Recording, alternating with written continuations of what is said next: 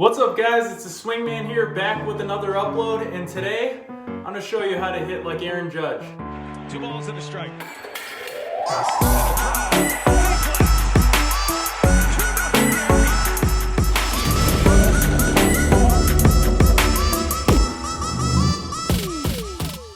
Before we get started, just want to let you guys know I got the official congratulations from YouTube. I now can get my videos monetized, which is awesome. That's been one of my many goals I've had since I started this channel, and it got me super pumped up for this upcoming weeks here with my uploads. Getting onto it, basically today is more about the idea and the plan Aaron Judge has at the plate. Also, I'm going to show you my impersonation of him and how I got to impersonate his swing and things I focus on. Also, I'm going to dive into a little bit of what I feel is his biggest changes he made from when he first broke into the big leagues and struggled to his first full season hitting over 50 home runs. Starting with his legs, okay? His legs play probably the biggest role in his swing and from his swing changes he made. Now, Aaron Judge is way bigger than anyone watching this video, okay? Probably would guarantee that. So, he's a monster. He's the biggest guy in the major leagues right now. So obviously to hit like him is a little far-fetched, but we could always, you know, if you wanted the same stance and swing or the same approach and try to do the same things he does at the plate, we could always work on those things.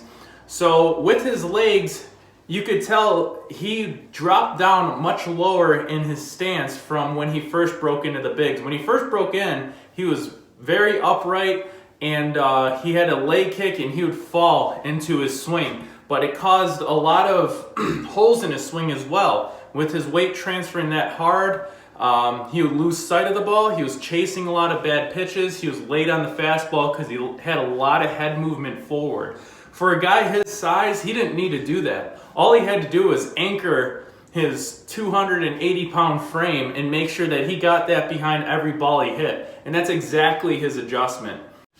So if you guys notice in his stance, what he does is, first of all, he is very aggressive with his legs, which means he's not standing up, he's very low. And by getting low, he doesn't just bend his knees here, okay? He sits back like this. He's slightly open, all right? He's not straight on, he's open here, and he sits back. Now, as far as from this angle, his weight isn't in the middle. It's primarily, probably 75% back, I'm guessing. 60 to 75% here, all right? And that's when his hands come up. And the reason why he does that is when he loads to hit, what happens is his weight basically shifts back slightly over his backside, which limits the length of his stride. His biggest problem, like I said, was he had this leg kick and he would fall forward. He had this big stride, his head would move. So now with his aggressive lower half, his weight primarily back, now when he lands, everything's almost straight up and down. For you guys that do follow Aaron Judge, if you're watching this video, I'm guessing you're an Aaron Judge fan. If you watch his batting practices, he takes rounds where he doesn't even take a stride. And the reason why is he wants to absolutely eliminate any forward motion towards the pitcher. He's trying to keep his head and his body back as much and as long as possible. He sees the ball a lot better than he has in his entire minor league career. If you guys watch him, sometimes it looks like he wasn't even thinking about swinging at pitches, but he's staying so far back in the box, and he recognizes early that it's not a pitch he was looking for, and he takes a lot of pitches. He gets deep into counts a lot throughout the year.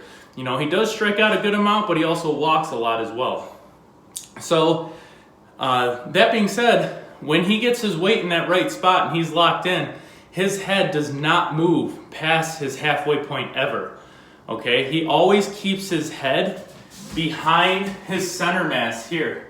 So he's back, loads, boom, and sits right into that spot. Again, he's very aggressive with that back glute, and he gets down in his stance. He's 6'8", and you could see height-wise, he's as tall as the umpire in his stance. The umpires are probably anywhere between 5'10" and 6 foot. So that's a And that's a pretty low stance for a guy his size.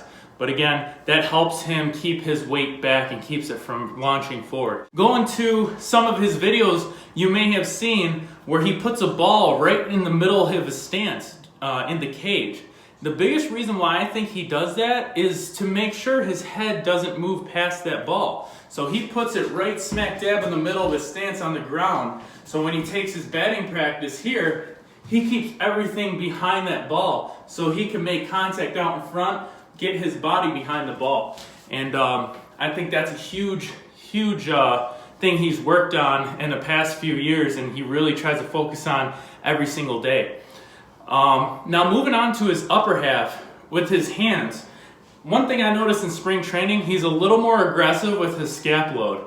So instead of, I don't know if you could think about it, when he's got in his stance, he kind of went through a couple different changes last year where he would be here, okay, barrel's kind of in front of him, and then he would load back to right about there. So it's here, right to there. Now his elbow is up here, okay? It's a little more closer to that full SCAP load, so it's a little less of a motion for him to get ready to hit. And he's doing pretty well in spring training right now, so I'm pretty excited to see how that works for him. Now a big thing about that SCAP load as well is if we do that full SCAP load back here, it's gonna counter our weight that wants to move forward, so it also helps us stay back. So now if I get my weight aggressive here, my hands here, okay, this is right about where he starts. When he loads back like this, those hands come in and that SCAP load goes back as that foot lands. So that keeps him from falling forward. He uses that SCAP load to pull and create that separation. So from here, he does a really good job of keeping those hands inside the ball. At Yankee Stadium, he utilizes that right field porch, but he also, obviously, he launches the ball left field. You can't argue that as well. So he stays inside the ball very, very well. He focuses on that, and that way he's hitting more barrel. He's not casting his hands away, like I discussed in my last hitting tips video. And that's important for him too, because he's such a big guy. He uses, I think, a 35-inch bat. So he's got a lot of work to keep those hands inside. So overall, Aaron Judge is probably one of my favorite impersonations to do as far as hitting the ball hard. Focusing on those things that I just discussed helps me keep my body behind the ball and maximize my weight into the baseball. Okay, he has nothing on top of the plate. He's never casting his hands out around here. All right, when he starts to do that, that's when he starts to struggle. But when he stays in tight here and he keeps his body anchored, all right, I like to use that word because he's so big and you can see how he transfers that energy into the baseball simply by those StatCast numbers he puts up. When he stays right there, he's a very, very dangerous hitter. So I hope this video helped you guys. As far as everything else goes in his swing, he does have a slight leg kick, which he does eliminate with 2 strikes, depending on where he's at during the season. A lot of times he's just basically straight up, straight down, or he could just lift, do a little heel lift, and he's back down on the front foot.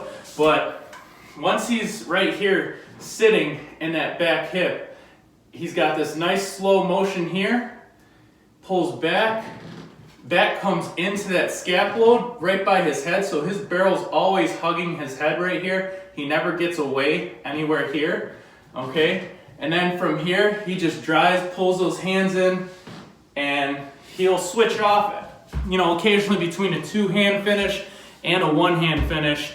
But that's something I'm sure he doesn't think about at the plate. It's just a reaction of whatever happened in his swing.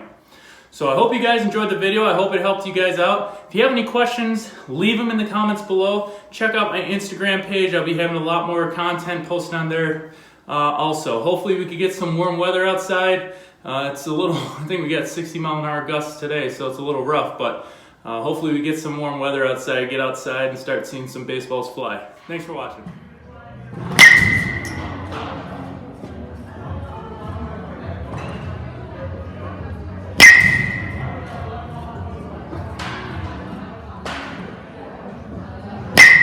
Oh my God. Wow.